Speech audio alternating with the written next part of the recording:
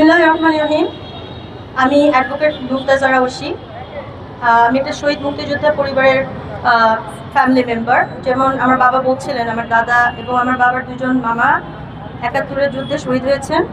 আর তারপর তো আমার বাবা গত ৫৩ বছর যাবৎ যে নতুন রাষ্ট্রটা যে আমরা আনলাম আমাদের রক্ত দিয়ে, সেই রাষ্ট্র আমাদের সাথে গত ৫৩ বছর যাবৎ অন্যায়, জুলুম, অত্যাচার ছাড়া আর কিছুই করে না।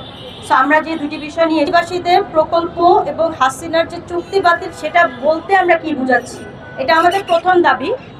এটা বলতে এটাই বুঝাচ্ছি যে আমরা ভাষানটেক পুনর্বাসন প্রকল্পে বস্তি পুনর্বাসনের জন্য একটি প্রজেক্ট করছিলাম, যেখানে সরকারি কোনো টাকার প্রয়োজন নাই।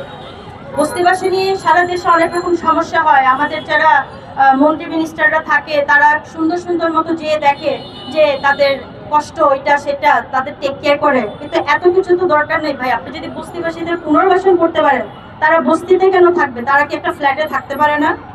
একটি চুক্তি হয়েছিল ভূমি মন্ত্রণালয় এবং আমার আব্বুর কোম্পানি এনএসপিডিএল এর।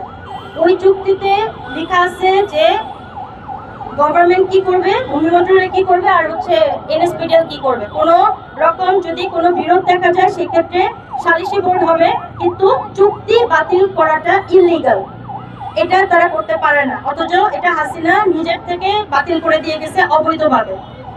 আর তারপর তুই যে আমাদের চলছে, আদালতের রায়ও আমাদের পক্ষে আছে, সেদিকে আমি না গেলাম। এখন আমি সেকেন্ড দাবিটাতে আসি, যেটা কর্মীলতা বাজার। আমাদের মিছিলটা আজকে ওইখানেই যাচ্ছে, কর্মীলতা বাজারে, বিজয় সরণি সিগন্যালের মানে সিগন্যালের সাথে আর কি, আপনার মেইন রোডে। তো এই বাজারটা হচ্ছে 16 ডিসেম্বর আমাদের দেশটা স্বাধীন হলো, নতুন রাষ্ট্র পেলাম।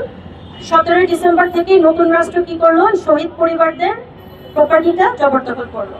৫৩ বছর যাবৎ আমরা যেভাবে লিগাল ফাইট করে আসছি না কেন, তারাও আমাদেরকে আদালতে আমাদেরকে কন্টেস্ট করছে, বাট যেতে যেতে যেতে যেতে তার আপিল হারে, রিভিউ হারে, আজকের দিন পর্যন্ত সুপ্রিম কোর্ট কর্তৃক আমাদেরকে 2 মাসের মধ্যে ক্ষতিপূরণ দেওয়ার রায় আছে। সরকারের আর কোনো ওয়ে নাই যাওয়ার। উচ্চতর আদালত থেকে রায় আছে, কিন্তু তারা বসে বসে কি করতেছে, এই রায়টাকে মানতেছে না। তো এটা নিয়ে আমাদের অলরেডি চলছে, এবং আমার বাবা অলরেডি বলে গেছেন যে এটার ক্ষতিপূরণ ৫৩ বছরের আপনার ৮,০০০ কোটি টাকা। আজকের দিন যখন আমাদের যারা মানে আছেন রিলেটেড বলেন, রিলেটেড উপজেলা কি বলেন, মিনিস্ট্রি বলেন রিলেটেড, তারা প্রত্যেকেই এখন ভয় পেয়ে যায়। ভাব প্রভাব ৮,০০০ কোটি টাকা কিভাবে দিব ভাই, দেশই তো থাকবে না। ভাই তোমরা ক্ষতি এমন করছো কেন, যার কারণে তোমার ৮,০০০ কোটি টাকা জমছে? You are bound to pay that anyway. So এই দুটো বিষয়ে আমরা আবেদন নিবেদন করতে করতে করতে করতে পিঠ দেয়ালে, যেটা 100% ন্যায্য দাবি, এবং এটা করতে 2টা মিনিটও লাগে না। সরকারের ভাষানটেক পুনর্বাসনের যে অবৈধ চুক্তি বাতিল করা হয়েছে, সেটাকে প্রত্যাহার করবে এবং মানে এখনকার চুক্তি হবে।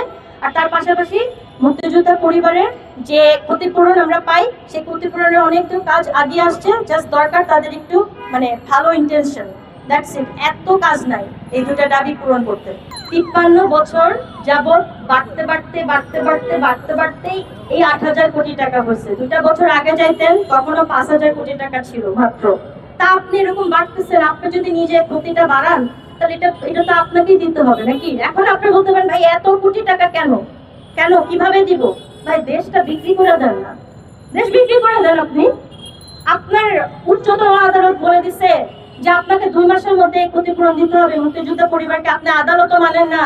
আপনাকে এত এত চিঠি চালাচালি করছি, প্রধান উপদেষ্টা থেকে বলে দিছে 3-4টা মন্ত্রণালয়কে, আর আপনি এখন আঙ্গুল চুষতেছেন।